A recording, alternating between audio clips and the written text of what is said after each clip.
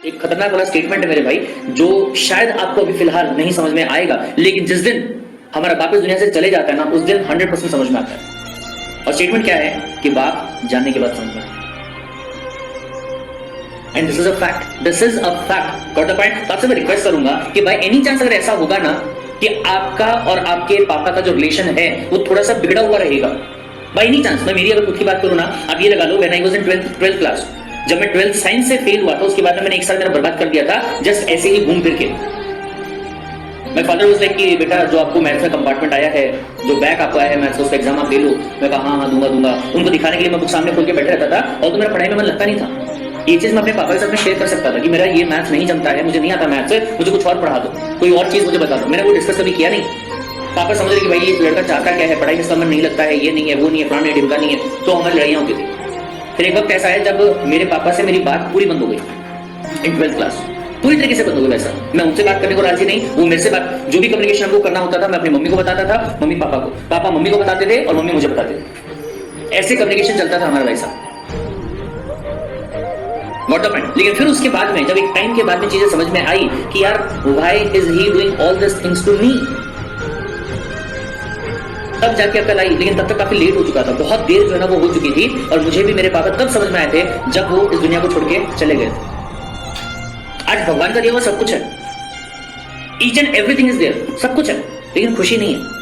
क्यों खुशी नहीं है? क्योंकि वो एक कमी जो है ना वो खलती है वैसा कि मेरे पापा जो मुझे इतना डांटा करते थे, जो मुझे कहा करते थे कि तू जिंदगी में कामयाब हो भी पाएगा क्या, तू कुछ कर भी पाएगा क्या, लोगों के सामने डांट देते थे वैसा, मेरे दोस्तों के सामने मतलब कुछ भी निकाल देते थे, कोई भी अलग, मतलब अरे इतना बेकार आदमी ये, मतलब फेल हो गया, मतलब कोई दूसरा अगर इसकी जगह मेरी जगह पे होता तो जान से मार देता, ये करता, ऐसी बातें करते थे।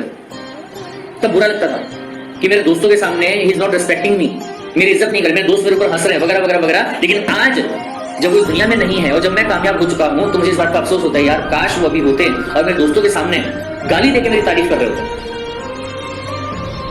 लेट मी टेल यू किस्सा, अगर आपका टाइम वेस्ट ना हो रहा होगा तो, लेकिन मेरे ख्याल से ये जरूरी भी है आप लोगों के लिए, ठीक है। मैं सीएस बन चुका था, I was a company secretary, मैं सीएस बन चुका था, लेकिन उसके पहले जैसा मैंने आपको बताया 12th मैंने साइंस से लिया, 12th में मैं फेल हो गया। मैथ्स मेरा जो था वो बैक, मैथ्स का नहीं बनता भाई सब, सॉरी, छत्तीस आंकड़ा है तो है, कुछ चीजें आपके लिए नहीं बनी हुई होती। मुझे स्विमिंग करना नहीं आता है, ठीक है, किसी को शायद क्रिकेट खेलना नहीं आता होगा, बैट हाथ में लेना नहीं आता होगा, डज इट मीन कि वो मतलब बेकार आदमी इस दुनिया के अंदर, नहीं, ठीक है। तो मुझे मैथ्स नहीं आता, मैं फेल हो गया, फिर एक साल मैंने वैसे बर्बाद कर दिया। फिर जब अक्ल ठिकाने आई, मैंने 12th दोबारा किया कॉमर्स से, फिर मैंने ग्रेजुएशन किया, ग्रेजुएशन करने के बाद में मैंने सीएस में एंट्री लिया, और 26 ईयर्स की एज में मेरा सीएस जो था वो कंप्लीट हुआ, सीएस बन चुका हूं। 27 ईयर की एज जो है वो मेरी हो चुकी है, and I started my earning. Companies के काम वगैरह जो थे वो मेरे पास आना स्टार्ट हो गए, प्रैक्टिस वगैरह जो है वो करना मैंने वहां पे स्टार्ट कर दिया, ठीक है, सब अच्छे से चल रहा था। एक दिन दोस्त की शादी, और दोस्त ऐसा जिससे हम काइंड ऑफ फैमिली रिलेशन है, अभिजीत जायसवाल सर नहीं थे, ठीक है, somebody else was there, Mukul नाम का बंदा है, तो उसकी शादी थी वहां पे। जितने भी मेरे फ्रेंड थे सब आए हुए हैं, साथ में मेरे पापा मम्मी ये लोग भी वहां पे गए, ठीक है, और वहां पे खड़े हैं, मैं खड़ा हूं, पापा खड़े हैं, और एक दो टीचर्स भी वहां पे थे, वो भी वहां पे खड़े थे, दोस्त भी वहां पे खड़े थे। जो उन्होंने उतारी मेरी गंदे तरीके से पूरी कहानी बता डाली। 12th में याद में मुझे लड़की के चक्कर में पड़ गया, ऐसा हो गया वैसा हो गया, मैं बोला इसको बेटा पढ़ाई कर ले, मैं बोला इसको साइंस से बस की बात नहीं है, आर्ट्स ले ले, आर्ट्स से पढ़ाई कर ले, इतना सुनाया। सारे दोस्त और टीचर्स मेरे वहां पे होकर हंस रहे। आज बना ये बन के बोले सीएस, लेकिन इस नालायक को मैंने सीएस बनाया।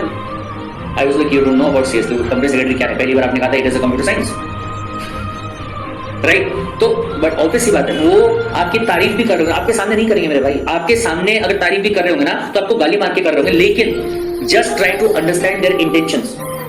उनका इंटेंशन सिर्फ एक है कि मेरा लड़का जो है ना वो क्या बोलते हैं इसको, ओवर कॉन्फिडेंट ना हो जाए। अगर मैं उसकी तारीफ करूंगा तो, अगर मैं उसकी तारीफ करूंगा तो ओवर कॉन्फिडेंट हो जाएगा और दुनिया उसको नोच के खा जाएगी। This is the thing, this is the reality.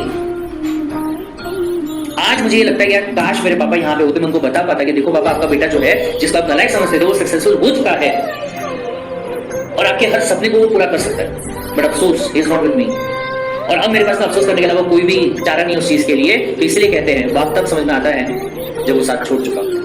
तो आपके साथ ऐसा नहीं होना चाहिए, इसलिए मैं सिंपली आपको ये चीज यहाँ पे बताना चाहूंगा कि अभी फिलहाल अपने बाप के जूते में पैर डाल के देखो, नॉट लिटरली कि वहां पे आपने सेम जाके पैर डाल दिया, उनके पर्सपेक्टिव से देखो दुनिया को भाई साहब, उनकी जगह खड़े होकर देखो, ऐसा एज्यूम करके देखो कि एक दिन अगर आपको अपना बाप बनना पड़े तो आपकी जिंदगी कैसी रहेगी, क्या क्या दिमाग में थॉट आपके आने वाले हैं। सबसे पहली बात घर चलाना, यार ये महीने महंगाई बहुत ज्यादा बढ़ गई है, पालक 30 रुपए पाव हो चुकी है, प्याज 30 रुपए किलो हो चुके हैं, टमाटर 100 रुपए किलो हो चुके हैं, जो सेब के प्राइस वगैरह उसके बराबर के टमाटर उसके। बेटा कहता है मेरे को एप्पल खाने का, एप्पल खाने से बोले क्या बोलते हैं, चेहरा लाल होता है, बोले मेरे को एप्पल खाने का ला के देना, उसको कहां से ला के दूंगा मैं एप्पल। इस महीने मेरे बच्चे की स्कूल की फीस पे करनी है, कॉलेज की फीस पे करनी है, कहां से वो पैसा लेके आएगा। इस महीने बोले हमारे घर की किस्त आने वाली है, वो किस्त कहां से पे करी जाएगी। मेरा बेटा कहता है कि मेरे सारे दोस्तों के पास में कार है, अपने घर पे कार क्यों नहीं है। कार लाने के लिए मैं कोशिश करता हूं, मेरे बच्चों की ख्वाहिशें जो है वो पूरी करने की कोशिश करता हूं, लेकिन उसके लिए पैसा कहां से आएगा। ये सोच के आपके पापा जो है ना 24 घंटे 24 hours he is into tension. अगर कभी आप नोट कर पाओगे इस चीज को तो एक बार करके देखिएगा ये वाली चीज को, कि रात को जहां आपको एक बार भी जाग नहीं आती है, शायद एक बार आती होगी जब आपको सूसू लगता है, प्यास नहीं लगती, सूसू जब आपको लगता है तब शायद एक बार आपको जाग आती होगी। एक बार पूरी रात जाग के देखिएगा, बताना मत किसी को भी, जाग के देखिएगा कि आपके पापा रात भर में बाथरूम में कितने चक्कर काटते हैं। Why? Because he is not able to sleep, वो नहीं सो पा रहा है। 24 आवर्स इज इनटू टेंशन कि यार ये कैसे होगा, मैं कैसे अपने परिवार की खुशियां जो है वो मैं इंश्योर कर पाऊंगा, कैसे मैं उनकी जरूरतों को पूरा कर पाऊंगा, कैसे मैं उनकी ख्वाहिशों को पूरा कर पाऊंगा। This is the thinking of your father right now. Every day, every hour, every moment he is thinking about this thing only, कि कैसे मैं अपने परिवार को खुशी दे पाऊं और कैसे मैं उनकी जरूरतों को पूरी कर पाऊं। चाहे एक बाप महीने का 10,000 रुपए कमाता होगा या फिर एक बाप महीने का लाखों रुपए कमाता होगा, लेकिन अगर उसके बच्चे, उसकी वाइफ अगर उसको बोल देती है कि इतना पैसा मुझे लगेगा इस काम के लिए, सबसे पहले उसको थॉट ये आता है दिमाग में, वो भले आपको मना कर देगा। वो अगर आपने उनको ये भी बोले मेरे को मर्सिडीज चाहिए, आपका तो मुंह था, खोल दिया आपने मेरे को मर्सिडीज चाहिए, ठीक है, और वो आपको डांट पड़ेगी वहां पे, औकात देख बोले, परिवार की औकात देख बोले पहले तो चाहिए तेरे को Mercedes, but back of the mind उनके ये रहेगा यार काश मैं इतना पैसा कमा पाता कि आज मैं अपने बच्चों को मर्सिडीज में घुमा पाता। कौन से बंदे की बात कर रहा हूं मैं? उस इंसान के बारे में बात कर रहा हूं जो शायद महीने का 10,000 20,000 रुपए कमाता होगा ना, मैं उसके बारे में बात कर रहा हूं। शायद उसके दिमाग में भी एक पल के लिए ही सही पर ये थॉट आएगा, काश यार मैं इतना पैसा कमा पाता कि मैं अपने बच्चों को मर्सिडीज में घुमा पाता। ये समझा?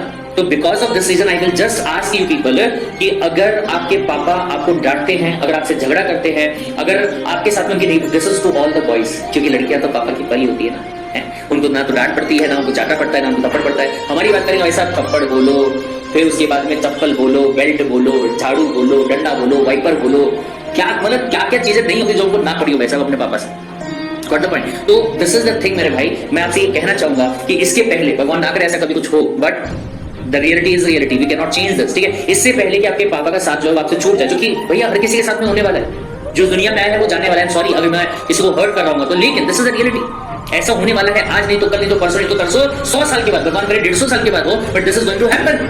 लेकिन अगर जब तक के हमारे पापा जिंदा हैं तब तक अगर हम उनके साथ में अच्छे से टाइम स्पेंड नहीं कर पा रहे हैं, जब तक हम उनको नहीं समझ पा रहे, उन्हें हम अपने आप को नहीं समझा पा रहे हैं, तो यार कोई फायदा नहीं है यार, कोई फायदा नहीं।